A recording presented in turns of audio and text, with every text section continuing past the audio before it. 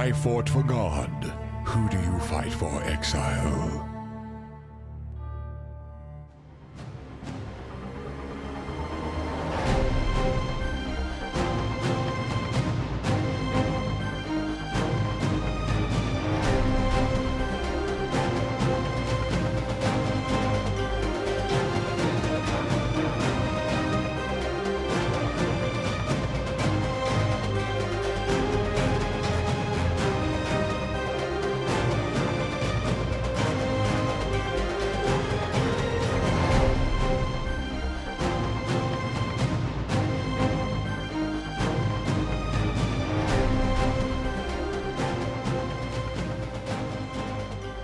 Hello and welcome to another Path of Exile guide, this time with the remake of the famous Archwitch build. With so many changes to Path of Exile in the past year and such a large number of new tools available for designing builds, it was high time I revisited one of the best beginner builds out there. The new Archwitch is better than the previous version both offensively and defensively, while still sporting a very simple playstyle and maintaining its low budget status. While the build could be pushed much further by going with a low life, energy shield, aura stacking approach, I've intentionally kept it simple and beginner friendly. New players and veterans alike can pick up this build and crush pretty much all the content in the game. It won't top any DPS charts and it won't be the quickest farmer out there, but it will be steady, safe and simple. This makes it an excellent league starter which can afterwards transition into a full-blown min-max build to carry you through an entire league. I had a much easier time running extremely tough maps with just a bit of kiting and taking advantage of Ark's excellent range. And speaking of maps, the only mode you cannot run is Elemental Reflect, everything else is fair game. Still, I wouldn't recommend this build for hardcore play nowadays, as a perfect shitstorm of overlapping bad stuff can kill you before you get a chance to react. Well, now let's see how you actually get to play it and put together all its pieces. As usual, the guide is divided into 7 main sections: build overview, passive tree and leveling, ascendancy, Pantheon, gems and links, gear, flasks and jewels, and finally pros and cons. In the video description below you'll find the link for importing the entire build guide in Path of Building tool. It includes the passive tree broken down into level brackets, example gear, and a detailed notes section on gearing, stats priorities and gems. With that out of the way, let's start with the build overview. The build's main skill, Arc, is quite straightforward without overly complicated mechanics or confusing gameplay. It shoots a lightning bolt which targets the enemy closest to your mouse cursor, and from that it will chain to the next valid target and so on until it has chained for the maximum number of times. On top of that, every time the beam arcs, it will also fork from the target to another nearby target. As you level up the gem, the maximum number of chains or jumps will increase, providing much better coverage and overall area of effect. Arc also deals a lot more damage for each remaining chain, so it does a great job at killing closer enemies, which usually pose a higher threat. This also means it doesn't lose its effectiveness against single targets, as Arc won't chain at all in those situations and will thus deal a lot more damage. This is quite a unique advantage, as the vast majority of skills in Path of Exile require 2 different gem setups for single target combat or map clearing. With Arc you'll be equally effective in all combat scenarios without needing to swap any gems. Being an elementalist build, there's ample focus on elemental ailments, primarily shock but also chill and ignite. With a single arc hit you'll generally apply all these 3 debuffs on every target. You just need to ensure you have at least 1 point of added cold and fire damage to spells somewhere on your gear. Jewels are the best option, but I'll talk a bit more about this in the gearing section. Shocked enemies take more damage from all sources and you'll be investing quite a bit into shock effectiveness, greatly increasing this debuff's strength. Chilling enemies will lower their movement, attack and cast speed, indirectly boosting your defenses. But apart from the basic benefit of these ailments, their simple presence on your targets really expands your arsenal with a lot of fancy tools. For example, Impulsa's Broken Heart armor causes shocked enemies you kill to explode, dealing 5% of their life as lightning damage in an area around them. This creates some amazing chain reactions which quickly clear entire screens worth of mobs. Golems are another staple of elementalist builds, and this one is no exception. By default, each of the 4 golems you summon provides a really solid damage or defensive buff. With a few ascendancy and passive points, those buffs are drastically improved and you also become immune to elemental ailments while at least 3 golems are alive. Pretty much every single endgame boss fight or high level map was designed to hurt you through those elemental ailments, so being completely immune to them is actually a huge deal. Finally, you have a few more tricks up your sleeve to further boost your damage and defenses, such as double cursing, mind over matter, elemental overload, arcane cloak and so on. I will however go into greater details about all these in the passives, gems and gearing sections respectively. And speaking of that, let's actually start with the passive tree and leveling. You start off as a witch, and up to level 12, when Arc becomes available, you can use Freezing Pulse, Spark or even Stormblast Mine to level up through the first few zones. As for the passives, Act 1 is packed with great picks. Arcanist Dominion and Lightning Walker provide a great deal of spell damage and cast speed, while Heart and Soul along with Quick Recovery will boost your life, mana and mana regen. Act 2 continues in a similar fashion by taking Deep Wisdom and Arcane Will, which further increase your mana pool and mana regen. Follow up with Discipline and Training along with its adjacent minor nodes for a hefty chunk of extra life. Finally, add 3 excellent passives: Retribution, Holy Dominion and Light of Divinity. It's actually incredible how much useful stuff these 3 nodes bring to the table. Damage, cast speed, strength, elemental resistances and chance to apply elemental ailments such as Shock and Ignite. This act also brings with it the Deal with the Bandits quest, and for this build the best option is to kill them all and grab the 2 passive points. None of the other rewards would significantly benefit this build, and there are plenty of good options for spending 2 additional points. Acts 3 and 4 are yet again a balanced mix of offense and defense as you start working your way through the top part of the tree. Cruel Preparation and Deep Thoughts are the familiar pair of life and mana nodes. The game's difficulty starts ramping up a bit, and at about this stage you'll likely go through your first labyrinth as well. Extra survivability is more than welcome in these circumstances. On the damage front you have Heart of Thunder and Breath of Lightning, 2 passives with an obvious focus on lightning damage and shock ailment. Then grab Golem Commander Will, allowing you to summon an additional golem as well as improving the buffs they provide. Golems are quite an integral part of this build, and once you get this passive, you should run around with at least 2 of them. In Acts 5 and 6, path through the first jewel socket of the build and then grab Mystic Bulwark and Prodigal Perfection for, you've guessed it, more mana. However, the second passive will also increase your spell damage for every 100 maximum mana, effectively allowing you to double dip this stat. Lastly, it's time to pick up 2 very important keystones for the build, Elemental Overload and Mind Over Matter. Elemental Overload provides an insane amount of elemental damage for 8 seconds after you've dealt a critical strike. While this build has a very low crit chance as we don't invest anything into that, thanks to your high cast speed combined with Stormbrand, this buff will have an almost permanent uptime. As for Mind Over Matter, this passive causes 30% of damage from hits to be taken from mana instead of life. I hope it becomes clearer now why there's so much emphasis on mana in this build. With this passive and all that investment into mana, your effective HP can go over 10,000, turning you into a really beefy witch. Going through Acts 7 and 8, stack up some life, strength and chaos resistance through Purity of Flesh and Devotion. Add Arcane Capacitor Will for more mana and increased effect of Arcane Surge buff. This jewel socket is also easily reachable nearby, so it goes without saying you should take it while in the area. As you approach the end of story mode and Act 10, the game starts throwing more dangerous stuff at you, so it's definitely a good time to boost your defenses. First, drop a whole bunch of points into the so-called life wheel around Constitution, which will greatly increase your HP. On the way, you can easily snatch another regular jewel socket, as well as Shaper passive for a solid amount of mana and life regen. Finally, grab this Cluster Jewel socket, setting up the stage for the Cluster Jewels part of the build. If you're unfamiliar with these, they are a special type of jewel which expand your tree with new passives, most of which are generally stronger than other available options. Depending on how early or late you're able to get the necessary cluster jewels, you can start building this part of the tree sooner or later. The order you take passives at this stage in the game is not set in stone, so adapt to your own situation. By level 80 you should have just enough points to fill a large cluster jewel. In order of their importance, these are the passives you're looking for. Supercharge for lucky non-crit lightning damage, Overshock greatly boosting your shock effectiveness, and the third can be Disorienting Display, Doriani's Lesson or Widespread Destruction. These are all pretty similar in terms of added damage. Just to clarify, in Path of Exile, lucky means the game will roll twice and apply the highest value for the damage you deal with a hit. If you look at your arc spell tooltip, you'll notice its damage is always displayed as a range, for example 400 to 600 damage. Lightning in particular has a very wide range between lowest and highest possible values, so luck will have a huge impact on your overall damage output. Ideally, you're looking for a large cluster jewel which has 2 medium sockets, but if you can't afford one like that, then check the Path of Building Guide Aid for an alternative passive tree option.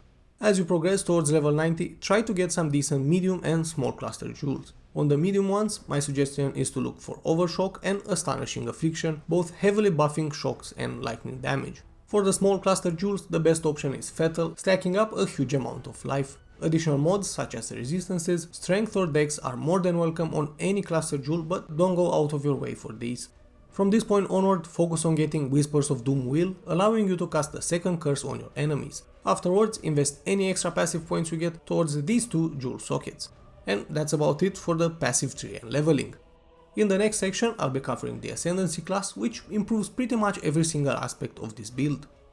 There's probably no other Ascendancy class in the game that would better match a lightning archetype than the Elementalist. It provides equal parts of offensive and defensive tools, and along with its focus on boosting elemental ailments, it fits great with the overall approach for the build. Your first points go into Liege of the Primordial, a passive which focuses exclusively on golems. Not only does it boost the buffs your golems provide, but it also allows you to summon an additional one, bringing your cap to 3 when paired with Golem Commander passive from the tree. After completing Crew Labyrinth, follow up with Elemancer and double down on the golems aspect of the build. Not only do you get an extra golem and more damage, but you also become immune to elemental ailments while you have at least 3 golems alive. Ignoring chill, freeze, ignite and shock, as well as a few other esoteric ailments, is a hugely important defensive mechanism. So make sure you keep your golems alive and resummon them as needed. There's a lot more resting on their shoulders than their own DPS. Third in line is Shaper of Desolation, a passive which helps you more consistently shock, chill and ignite enemies. Apart from the actual benefits of the ailments themselves, a lot of their damage effectiveness revolves around the simple presence of elemental ailments on targets. Now, the wording for Shaper of Desolation might be a bit confusing, and what the heck are confluxes anyway? What's important to take from it is that during a certain conflux, let's take for example chilling, so during chilling conflux, any damage from hits, be it fire, chaos, lightning, even physical damage, will apply a chill ailment on your targets. The second thing you need to keep in mind is Shaper of Desolation does not disable the ability to cause other ailments during the conflux of a different element. So, for example, you can still shock normally with Arc during chilling or igniting conflux. In practice, a single spell hit will apply multiple ailments at the same time.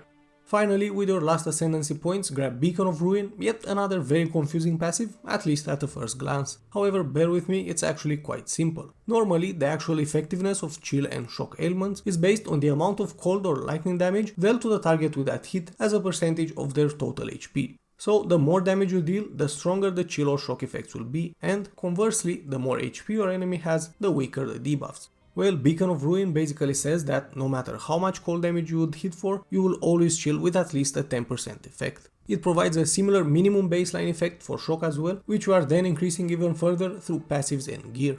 To summarize, guaranteed chills and much stronger shocks, greatly increasing any damage your enemies take. With the Ascendancy out of the way, we can take a quick look at the Pantheon choices. Generally speaking, Pantheon choices are situational and there isn't a best pair that will outperform all others in any scenario. However, there are certain options that complement specific builds quite well in a wide range of situations. For this particular case, here are my recommendations. For the Major God, Soul of the Brine King. Stuns are one of the few remaining weaknesses for this build, so mitigating that to some extent is more than welcome. Generally speaking, your playstyle should involve kiting, killing stuff from afar and staying mobile. Stuns can obviously completely mess this up and leave you in a vulnerable position. Unfortunately, half of the bonuses for this Pantheon are wasted as you're already immune to chill and freeze. Still, other Pantheon choices suffer from the same issue, so Brine King is as good as it gets. As for the Minor God, the optimal choice is Soul of Shakari. It comes with decent defense against chaos damage, which is encountered quite more often nowadays. Poison immunity is also very valuable as that's a very common type of dot encountered in high level maps and it usually deals a serious amount of damage. Having covered the Pantheon choices, we can now focus on one of the most important aspects of any build, gems and links. Before I begin, I just need to remind you there are awakened versions for a few of the gems used in this build. Awakened gems are a stronger variant of their base, but at the same time much more expensive. Needless to say, if you can afford them or get a lucky drop, just replace the base gem with the awakened version. With that out of the way, as usual, I'll start off with the main skill, Arc and its supports. It's quite important to get this gem to level 21 through corruption, as the extra level provides an additional chain to your arc, increasing both your area of effect and single target damage. You can level up to 6 arc gems in your secondary weapon slot, and once they're level 20 with 20% quality, you can use a Val orb on them and hope you get the right corruption. If you're not familiar with this method, check out my beginner tips and tricks guide by clicking on that eye thing in the upper right corner. Then the first support gem is Spell Echo. With this, for each arc spell you cast, a second one will be automatically cast by Spell Echo at 0 mana cost. On top of that, you get a significant cast speed increase, with the only downside being a small damage penalty and the fact that you're briefly stuck in place. Up next is Control Distraction, a pretty obvious choice for a non-crit build. You basically trade some useless crit chance for a metric ton of spell damage. Besides, by taking Elemental Overload passive, your crit multiplier is non-existent, making critical strike chance almost worthless as well. On the other hand, the spell damage bonus provided by Controlled Destruction is some of the highest you can get on a support gem. Fourth gem in this setup is Hypothermia. This might seem like a bit of an odd choice for a lightning focused build, but this support has great synergy with your Ascendancy. I've said earlier that with Beacon of Ruin passive, any amount of cold damage you deal to enemies will chill them, and this in turn enables Hypothermia's spell damage bonus against chilled targets. Next support gem is Lightning Penetration. With it, Arc's hits reduce enemies' effective lightning resistance. Due to how elemental resistance penetration is calculated, this gem is actually much more effective against targets that have very high resistances, such as bosses. Single target damage is likely one of the weaker points of this build, so Lightning Penetration will definitely help with that. Finally, the last support gem is Added Lightning Damage. It simply adds a solid amount of flat lightning damage to Arc's base damage. That base damage is what gets multiplied by all those percentage increased lightning damage passives and item affixes. Nothing really complicated. If you're using the recommended best in slot weapon, the Pledge of Hands staff, make sure you socket your Arc setup in it. This way it will benefit from greater spell echo, effectively turning this into a 7 gems setup. With a staff as your weapon, you get a second 6 gem setup in your body armor, and you'll be using that for your golems. As hinted a few times until now, this build sports 4 different golems: Lightning, Flame, Stone and Chaos. Each of these dudes provides some passive buffs such as cast speed, damage, life regen or physical damage reduction. On top of that, as long as you have at least 3 of them alive, you're also immune to elemental ailments thanks to the Elementalist Ascendancy passive. And just to clarify, you don't really care at all about the actual damage these minions deal. They're basically buff bots for yourself, so your main goal is to keep them alive. One of the best ways to do that is simply by leveling up their gems. Minions themselves gain levels along with the gem, and that in turn buffs their life total. As such, having level 21 golem gems will really make a difference when it comes to their survivability. You double down on this by linking your 4 golems to minion life support, which massively increases their HP. Finally, the 6th gem is Elemental Army. With this, your golems apply elemental exposure on enemies they hit, lowering their resistances. You can also pretty much ignore all the other stuff on this gem, its only purpose is to debuff your targets. Next gem setup is also aimed at weakening your enemies, and the vehicle for that is Stormbrand. This interesting spell summons up to 3 mobile brands which attach themselves to nearby enemies. Once a brand is attached, it starts zapping lightning bolts in a small area around that target. Same as with your golems, Stormbrand's damage is irrelevant, and the only important thing is that it hits multiple targets very often. With up to 3 of them out at the same time, really high activation rate and decent area of effect, Stormbrand will consistently proc Elemental Overload buff even if its crit chance is rather low. You then link this spell to Curse on Hit support along with 2 curses. The way this setup works is quite simple. Stormbrand triggers Curse on Hit, which in turn will cast the 2 linked curses on any targets hit by Stormbrand. First curse you'll be using is Conductivity, which drastically lowers enemies' lightning resistance and increases your chance to shock them. Second curse is more flexible. You can go with a damage oriented one, such as Elemental Weakness, further chipping away at your target resistances, or you can use something like Temporal Chains, slowing down your enemies and indirectly boosting your defenses. Keep in mind that it's not necessary to use Stormbrand on each and every mob pack. I generally cast it against tough rares or bosses, or whenever I encounter a large group of targets to trigger a quick Elemental Overload buff. Finally, at the time of recording this guide, a new interesting brand spell has been announced called Arcanist Brand. This repeatedly triggers link spells directly without the need of a trigger gem such as Curse on Hit. It might replace Stormbrand once the gem is released, so check the pinned comment for this video after the new league drops.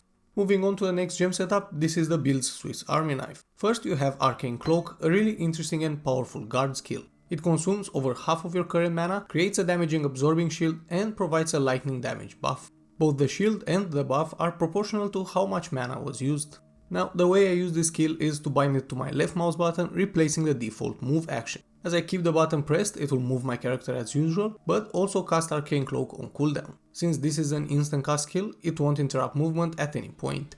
And I know all the Path of Exile experts will tell you never do that and instead cast it whenever you need it, right before you expect big incoming damage. And they would be correct. If you're good enough to always time it right and you're able to read each combat situation on the fly, or you're playing hardcore, then yeah, don't bind it to your movement slot. But the vast majority of players will get much more benefit by using this fire and forget method. Sure, you might sometimes take more damage because Arcane Cloak was on cooldown, but over time it will save your ass many more times than if you had always kept it only for the perfect situations.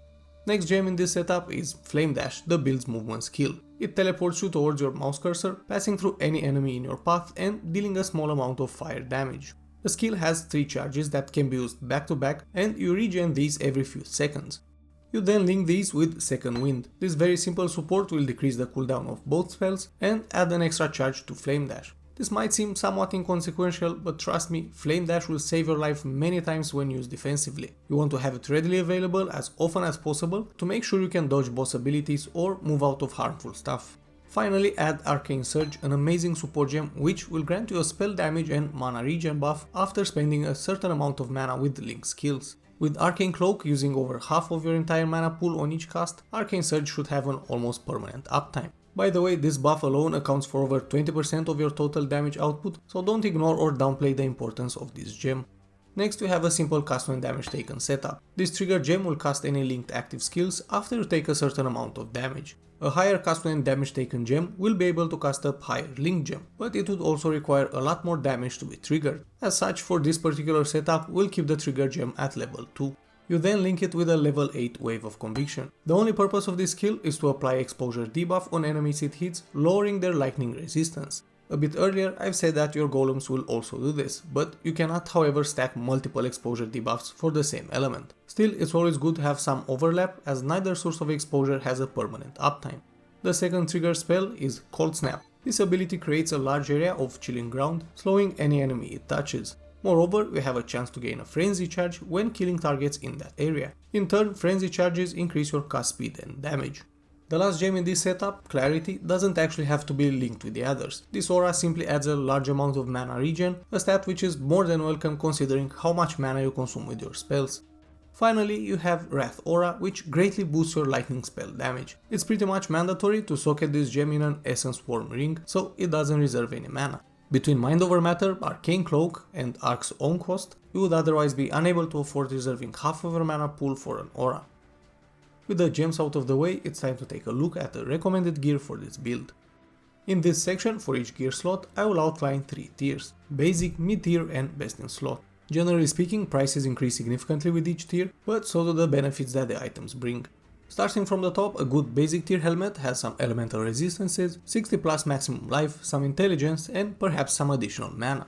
A mid-tier one is actually quite a common unique, Crown of the Inward Eye. In fact, most of the time, this item will be even cheaper than a basic tier helmet, so you might as well jump straight to it. It provides 3 transfiguration passives which are normally hidden on the passive tree. I'll only talk about Transfiguration of Mind, which is the main selling point for this helmet. This passive translates into increases and reductions to maximum mana, also apply to damage at 30% of their value. Otherwise put, you're basically triple dipping all the mana you've kept piling up, gaining even more value from this stat. On top of that, the helmet also comes with up to 21% increased maximum life and mana, a huge amount for any single item. Its only downside is a total lack of resistances, but can get those on other items without sacrificing much. Finally, for best in slot, you're looking for an enchanted Crown of the Inward Eye. The most expensive and extremely powerful enchant is Arc Chains an Additional Time. Decent and significantly cheaper alternatives are increased effect of the buff granted by your lightning golem or increased conductivity curse effect. Moving on to your weapon, as hinted earlier, the build normally uses a two-handed staff. While leveling you can go with 2 wands or 2 scepters, but you won't be able to accommodate 2 6-link gem setups. A basic tier 1 needs a solid amount of lightning spell damage, cast speed, flat lightning damage added to spells, and ideally some mana or intelligence. For mid tier and best in slot, there's really only one option: Pledge of Hands unique stuff. While it's not absolutely mandatory, a rare stuff that would come even close to it in terms of damage would cost a few exalted orbs at the very least. Pledge of Hands, however, is a really common unique item, always cheap and easily obtainable through divination cards or prophecies. Its main selling point is the unique mod. Socketed gems are supported by level 30 Greater Spell Echo. It goes without saying that you need to socket the arc setup in this stuff to benefit from this bonus. Greater Spell Echo will repeat each arc you cast 2 additional times without spending any mana. On top of that, the stuff comes with a very solid increased spell damage and mana mods. All in all, this item will almost double your DPS output, so try to get it as soon as possible.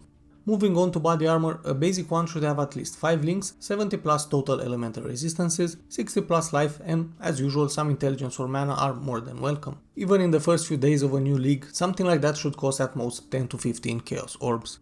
For mid tier and best in slot, you should already aim for 6 links, and the absolute best candidate is Impulsa's Broken Heart unique. The main reason for going with this armor is the mod saying shocked enemies you kill explode, dealing 5% of their maximum life as lightning damage. We've already established earlier that anything you hit will be shocked, so these explosions are guaranteed as well. Their damage scales with any source of increased lightning or elemental damage and also benefits from all those reduced lightning resistance debuffs on targets. As such, the explosions are capable of clearing entire screens with a single arc cast in a very satisfying chain reaction. While it's impossible to say exactly how much damage this mechanic adds, your overall efficiency will skyrocket and gameplay will feel much smoother.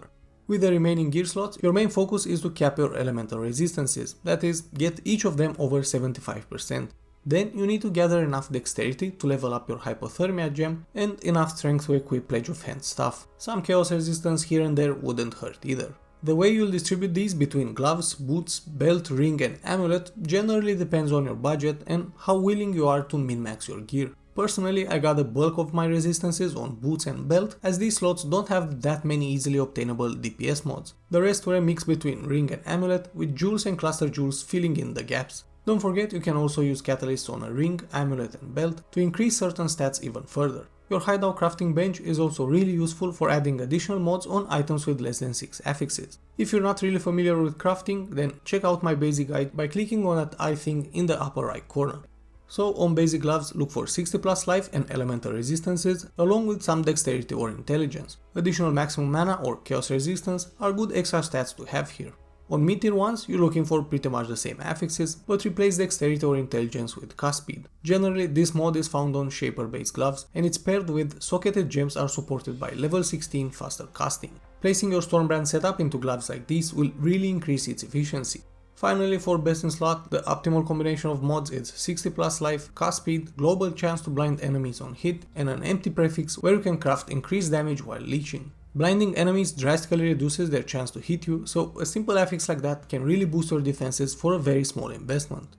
Moving on to boots, an excellent pair of basic ones are the unique Rainbow Stride. Movement speed, elemental resistances, chance to block and a big chunk of mana. Literally nothing is wasted from this great item. Mid-tier ones should have at least 25% movement speed, 60 plus maximum life and resistances, along with some much needed dexterity. Finally, best in slot boots need pretty much the same affixes but with higher numeric values and, ideally, 40 plus dex to gather enough for your hypothermia gem. Since you'll mostly move around using flame dash, you might want to craft the hybrid affix movement speed plus chance to gain onslaught on kill. Onslaught buff increases your cast speed as well as movement speed, making mapping somewhat smoother. Up next is your belt slot, and a basic one should come with about 90 plus life, elemental resistances and some maximum mana. Mid-tier and best in slot will have quite similar affixes but with higher numeric values, as well as replacing the mana mode with some form of lightning spell damage. Either increased elemental damage or increased lightning damage will do the trick. If you're willing to spend even more currency on this slot, then look for additional mods such as increased cast speed during any flask effect or increased spell damage during any flask effect. The amulet is a versatile slot in this build and it should be used to squeeze out as much damage as possible while having just enough resistances to be capped. On basic amulets, look for a good amount of life, some elemental resistances and some form of increased lightning spell damage. Ideally look for onyx, jade, turquoise or citrine base so you can squeeze out some extra dex or strength from the implicit. Good mid-tier amulets should have some additional cast speed on top of the affixes I've mentioned for basic tier. Chaos resistance, mana or mana regeneration are good secondary affixes that would fit here as well. Finally, for best in slot, a Shaper or Crusader influenced amulet with one of their specific mods is the top choice. Damage penetrates lightning or elemental resistance, +1 to level of all lightning spell gems, 9 to 12 increased intelligence. These are all good examples of affixes you should aim for. Amulets can also be anointed using oils dropped from blight encounters to add a notable passive to them without changing the item in any other way. For this particular build, the best option is Soul of Steel, one of the strongest defensive passive on the entire tree. Increased maximum resistances and a very solid physical damage reduction boost will do wonders for your survivability. A cheaper, close second option is Heart of the Warrior for a huge amount of extra life. While I don't really recommend going with an offensive passive, if you already feel very tanky, then Divine Judgment is a strong DPS alternative. With rings, as mentioned in the gem section, an Essence Worm unique is pretty much mandatory. Aura gems socketed in it won't reserve any mana and get 2 extra levels, so it's the perfect place for your Wrath aura. Running a really strong aura while not reserving half of your mana pool is ideal for a Mind over Matter build. Not only that, but Arcane's Cloak efficiency scales with the total amount of mana it uses. So with the other ring, it's the same story as with the amulet. Squeeze out as much DPS as possible while using just enough affixes for capping your resistances. You might even end up stacking mostly resistances on this slot, and that's totally fine. On basic ones, look for 40 plus maximum life, just enough resistances to be capped, and maybe some form of lightning spell damage. Mid-tier and best in slot ones should have pretty much the same affixes but higher numeric values. If possible, squeeze in a flat lightning damage to spells mod. Up next are jewels, an excellent source of DPS, life and utility. They really add up, so don't ignore or downplay their importance. Even a shitty 2-mod jewel is still better than an empty socket. There are a few key things you want to get on jewels, and you should really focus on having one affix for each of the following. First, you need some flat added cold and fire damage to spells to get arc to also chill and ignite enemies. I've already explained a few times why this is a crucial thing, so make sure your arc skill tooltip indicates that it deals even a tiny bit of cold and fire damage. Then look for chance to hinder enemies with spells with 30% reduced movement speed. This is an amazing defensive tool for such a tiny investment. It basically translates in extra time you get to kill enemies before they get a chance to reach you. You can get all these 3 affixes on a single hypnotic eye jewel and tick all the boxes in one go.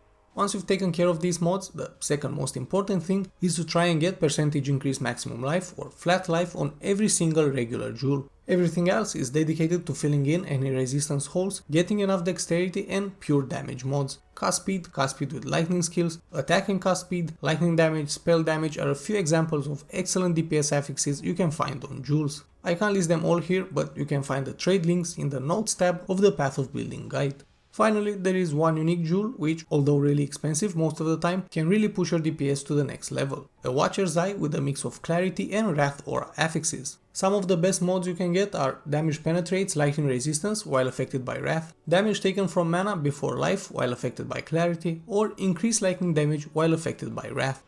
As for cluster jewels, I've already talked about the passives you're looking for in the passive tree section, so check that out if you skipped it. Here I'll just mention the overall structure of the cluster jewels. The large one should have maximum 8 passives, 3 significant ones, 2 jewel sockets and 3 minor. The medium cluster jewels should have maximum 5 passives, 2 significant ones, 1 jewel socket and 1 or 2 minor passives. Finally, the small cluster jewel can have 2 or 3 passives, one being a mandatory significant. If the cluster jewels have more total passives than what I've listed, you'll be wasting more points than necessary. Moving on to flasks, these are quite an important component of this build and they will greatly boost your overall damage. First, you need a Seething Divine Life Flask of Staunching. Instant healing is a really lifesaver and bleeding removal is absolutely mandatory while mapping. Second one is the really versatile, the Wise Oak Flask. Ideally, you should balance all your elemental resistances to have the same value, including the overcap part, so the defensive bonus applies to all 3. If that's not possible, then you need to at least ensure that lightning resistance has the highest uncapped value of all, so the damage bonus applies to lightning damage. When I say uncapped value, I'm referring to the number that's shown in the parentheses for each resistance on your character sheet. Third flask is Atziri's Promise for a good chunk of additional damage and some life leech. On top of that you get 35% chaos resistance while the flask is active.